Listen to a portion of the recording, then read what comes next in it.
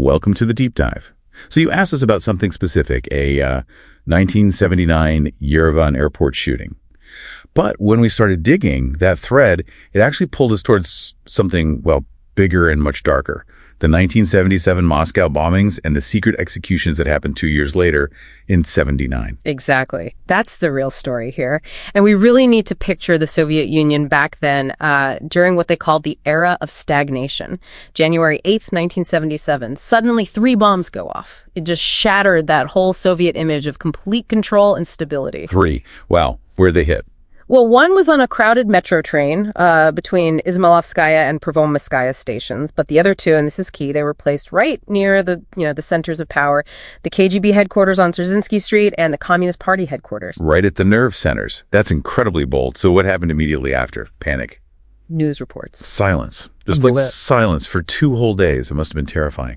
Then TASS, the official news agency, put out this really brief statement, very misleading. It massively downplayed everything, only mentioned the subway blast, like the others didn't even happen.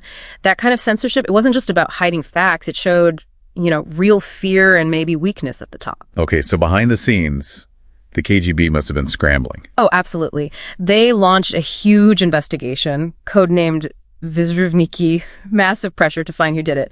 But honestly, they were stuck for a long time. Almost 10 months went by with basically no real leads. 10 months. So what finally broke the case must have been something significant. It was actually a kind of a long shot forensic work. They found tiny fragments of a bag at one of the scenes, and this bag was made of this unique artificial leather.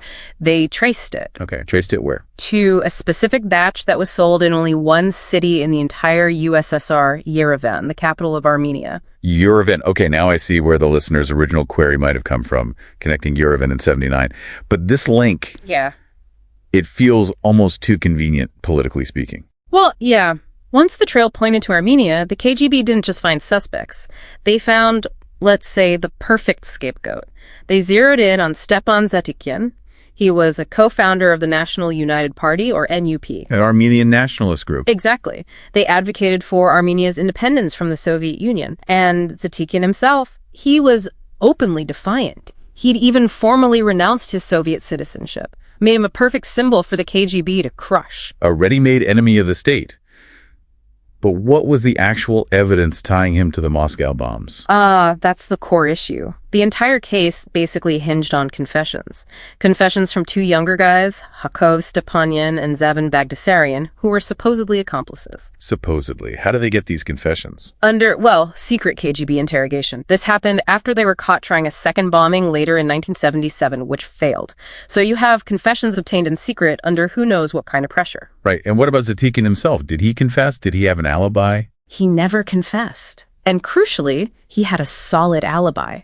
He was documented as being in Yerevan on January 8th, the day of the Moscow bombings, miles away. A verifiable alibi. So the KGB just ignored it. Completely ignored it. It didn't fit the narrative they needed. The goal wasn't really justice, it seems, but sending a political message, eliminating a threat. So fast forward to 1979, the trial. Yeah. Was it public? No, absolutely secret. January 1979, families weren't even told it was happening. Total blackout. And the verdict came incredibly fast. All 3, Zatikyan, Stepanyan, and Bagdasaryan, sentenced to death on January 24th. Okay, sentenced to death, but then the execution. Astonishingly quick. Just 5 or 6 days later, around January 29th or 30th, they were executed. Wow. That's not due process. That's an execution rushed through before anyone could even react or appeal. Precisely. It was censorship by speed. They wanted to prevent any chance of appeal, any possibility of the story about the alibi or the questionable confessions leaking out. Get it done, shut it down.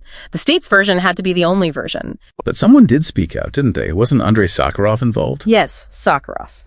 The physicist and leading dissident, he was incredibly courageous. He publicly called the whole thing a new provocation by the state security organs, basically a frame-up.